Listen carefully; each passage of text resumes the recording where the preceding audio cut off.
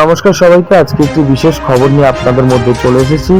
আজকে বেলঘরিয়া নন্দননগর রামকৃষ্ণপল্লীতে ঘটে গেছে একটি ভয়াবহ দুর্ঘটনা। সেই ঘটনাটি কি?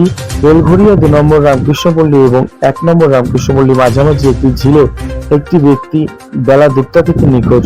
খবর সূত্রে পাওয়া গেছে তিনি একটি তার আত্মীয়র বাড়িতে ঘুরতে এসেছিলেন।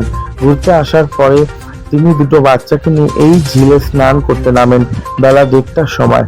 স্নান করতে নামার পরে দুটি বাচ্চাকে নিয়ে তিনি যখন স্নান করেন, বাচ্চাগুলি স্নান করার পরে বাচ্চা দুটি যখন পুকুর ঘাটে উঠে আসেন, তো তিনি মাছ পুকুরে আবার স্নান করতে গিয়ে তিনি আর উঠে আসেননি। তো উঠে আসেননি যখন, তখন বাচ্চা দুটি আশঙ্কা করে তিনি ডুবে গেছেন।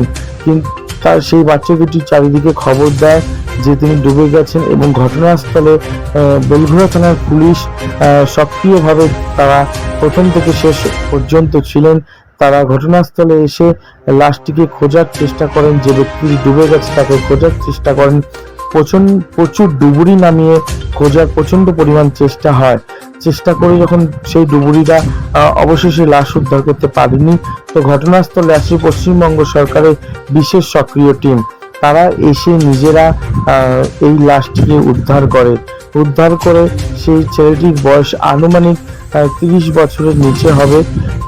এই ঘটনাকে কেন্দ্র করে এলাকায় প্রচুর মানুষের ঢল নামে এবং প্রচুর মানুষের ভিড় এখানে রয়েছে। তো সবাই খুব শোকাহত এবং মর্মাহত কিভাবে এই ঘটনা ঘটলো, সেই ঘটনা ঘটিয়ে দিচ্ছে বেলঘরিয়া থানার পুলিশ। সঙ্গে থাকুন, বিস্তারিত দেখুন।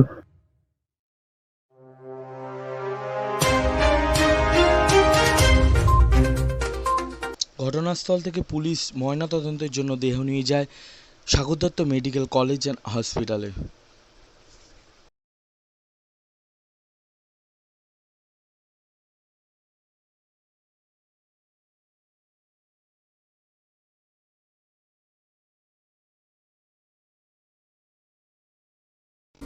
সঙ্গে থাকুন, সুস্থ থাকুন, ভালো থাকুন, সচেতন থাকুন আর দেখতে থাকুন নিউ চয়েস বাংলা এবং অগ্নি অয়ন ফেসবুক পেজ।